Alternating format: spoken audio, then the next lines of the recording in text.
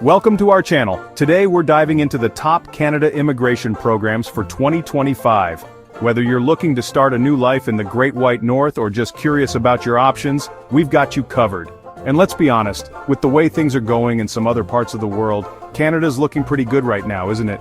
It's like that sensible friend who always has their life together, offers you a cup of tea and apologizes even when it's not their fault. They've got politeness, poutine, and provinces that sometimes can't agree on anything, just like a real family. Navigating the Canadian immigration system can feel like trying to assemble IKEA furniture in the dark, while a moose heckles you.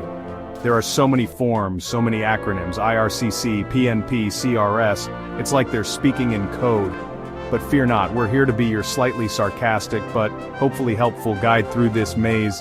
We'll break down the main pathways, what they're looking for, and how you can potentially make your Canadian dream a reality. Or at least understand why your cousin who loves maple syrup suddenly wants to become a lumberjack in British Columbia.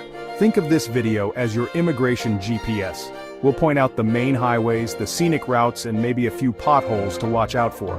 By the end, you'll have a clearer picture of which program might be your golden ticket to a land where sorry is a national pastime and the healthcare system is, well, a topic for another video. So grab a double-double, get comfortable, and let's explore how you can become Canadian, or at least sound like you know what you're talking about at your next dinner party. Alright, first up is Express Entry. The name itself sounds promising, doesn't it? Express. Like it's a special line at the grocery store, but instead of just getting your milk faster, you get a whole new country. This is Canada's main system for managing skilled worker applications. Think of it as the big league, the talent pool where Canada goes shopping for the bright, the skilled, and the linguistically proficient. They're looking for people who can hit the ground running, contribute to the economy, and maybe, just maybe, finally explain the rules of cricket to them. Or curling. Definitely curling. So how do you get into this express lane? It's all about the points, baby. The Comprehensive Ranking System, or CRS. It sounds like something out of a dystopian movie, but it's basically Canada's way of scoring you. You get points for your age, sorry grandpa, youth has its perks here. Your education, that PhD in 18th century poetry might finally pay off.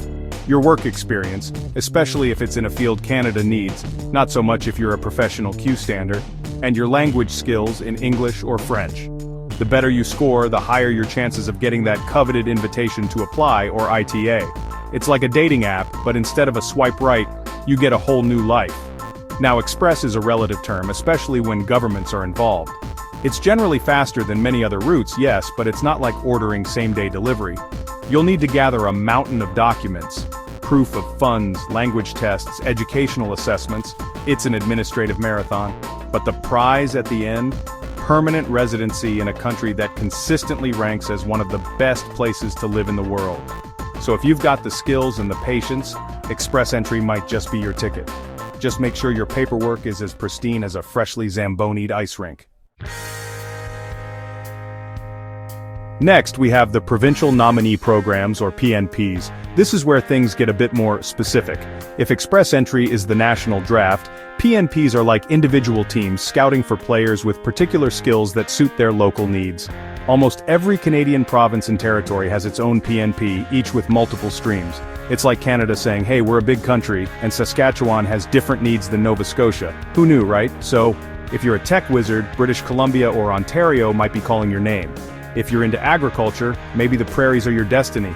The beauty of the PNPs is that they can offer a pathway to permanent residency, even if your CRS score isn't high enough for a direct Express Entry invitation. Getting a provincial nomination can give you a whopping 600 extra CRS points. That's like getting a golden buzzer in a talent show. It pretty much catapults you to the front of the line. Some PNPs are aligned with Express Entry, meaning you need an Express Entry profile to apply. Others are base streams where you apply directly to the province. It's a bit like choosing between a direct flight or one with a very advantageous layover. The application process and timelines can vary wildly from province to province, and even stream to stream. Some are quick and digitized, others might feel like they're processed by carrier pigeon. You'll need to do your research, find a province whose needs align with your skills and experience, and then navigate their specific requirements. It's a bit like dating. You need to find the right match, show genuine interest, and convince them you're ready for a long-term commitment. And just like dating, sometimes they're really into you, and sometimes they ghost you for a bit before saying yes. Patience, as always, is key.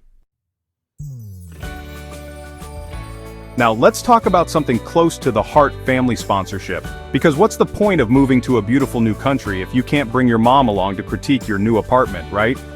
Canada, being the generally decent place it is, recognizes the importance of family reunification. This program allows Canadian citizens and permanent residents to sponsor certain relatives to come to Canada as permanent residents. It's less about your job skills and more about your connections, specifically the familial kind. It's a beautiful thing, really, until your uncle starts telling everyone at the neighborhood barbecue his hilarious stories about your childhood. So, who can you bring over? Typically this includes your spouse, common law partner, or conjugal partner. You can also sponsor your dependent children, and in some cases your parents and grandparents. Each category has its own specific requirements and, let's be honest, its own level of paperwork. Sponsoring a spouse is one thing. The Parent and Grandparent Program, PGP, is often a lottery system because, well, everyone wants to bring their parents over, and Canada has to manage the numbers. It's like trying to get concert tickets for the hottest band in the world. You need luck and fast fingers. One key thing to remember with family sponsorship is that the sponsor takes on financial responsibility for the person they're bringing over for a set period. This isn't just a casual come crash on my couch situation. You're essentially telling the Canadian government, don't worry, I got this. They won't need social assistance because I'll provide for them. So, you need to prove you have the financial capacity. There are also always checks for the genuineness of relationships, especially for spousal sponsorships, to ensure it's not a marriage of convenience, unless the convenience is that you both genuinely love each other and want to live in Canada. That's a convenient truth. Alright, for all you innovators, disruptors, and people who use words like synergy unironically, Canada has something for you: the Startup Visa program. This isn't about finding a job, it's about creating jobs. If you have a brilliant business idea that's innovative, can create employment for Canadians, and can compete on a global scale, Canada's basically saying, come on over, make it happen here, and maybe give us a piece of the action and some taxes. It's like Shark Tank, but instead of Mark Cuban, you get a visa and access to a really good healthcare system. The catch: it's not enough to just have a cool idea scribbled on a napkin.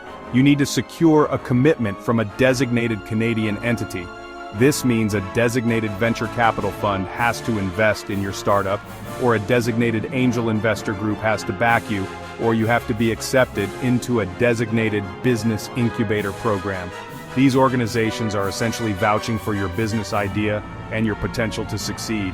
They're the gatekeepers, the ones who say, yes, this idea for an app that translates beaver speak is truly revolutionary, or, something more practical. So, what are the tips for a successful application? First, your business idea needs to be genuinely innovative. Another coffee shop probably won't cut it unless it's a coffee shop run by robots that also file your taxes. You need a solid, well-researched business plan. You also need to meet language requirements and have enough settlement funds to support yourself while your business gets off the ground.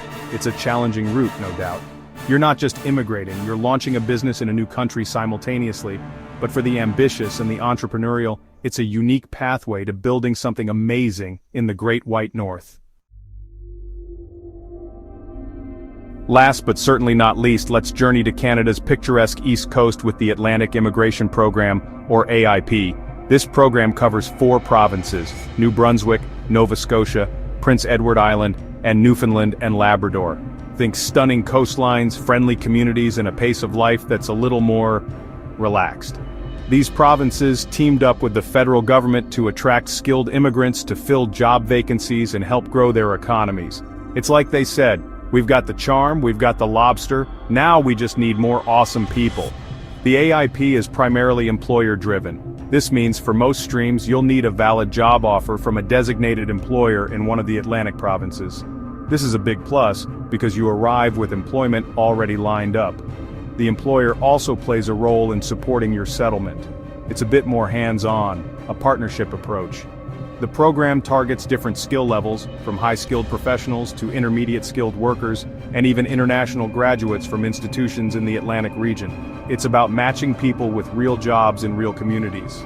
Imagine this: you've got your skills, an employer in, say, Halifax or St. John's sees your potential and they offer you a job.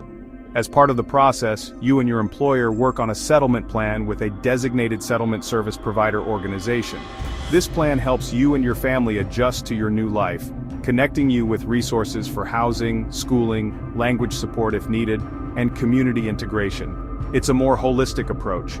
People who've gone through it often talk about the strong sense of community and the warm welcome they receive. It's not just about filling a job, it's about becoming part of the fabric of Atlantic Canada. Thanks for watching. If you found this video helpful, don't forget to like, subscribe, and hit the bell icon for more updates on immigration and other important topics. See you next time. Phew, that was a lot, right? We've journeyed through Express Entry, navigated the provincial nominee programs, explored family sponsorship, peeked into the startup visa, and even taken a trip to the Atlantic coast. It's clear that Canada offers a variety of pathways, each with its own quirks and requirements, kind of like a family reunion where every cousin has a different story. The key takeaway here is that while the Canadian immigration system can seem daunting, it's also designed to bring in people who can contribute and build a life here. It requires research, preparation, and a healthy dose of patience, maybe even more patience than waiting for a delayed flight during a Canadian winter. But for many, the effort is worth it. Canada consistently ranks high in quality of life, safety, and education. Plus they have ketchup chips, and that alone might be worth the paperwork for some of you. So, whether you're seriously planning your move or just satisfying your curiosity, we hope this overview has given you a clearer understanding of your options for 2025. Remember to always check the official Immigration, Refugees and Citizenship Canada (IRCC) website for the most up-to-date information, because policies can change faster than a hockey game's score. Good luck on your potential journey to the land of maple leaves and endless apologies. And if you do make it, send us a postcard, eh?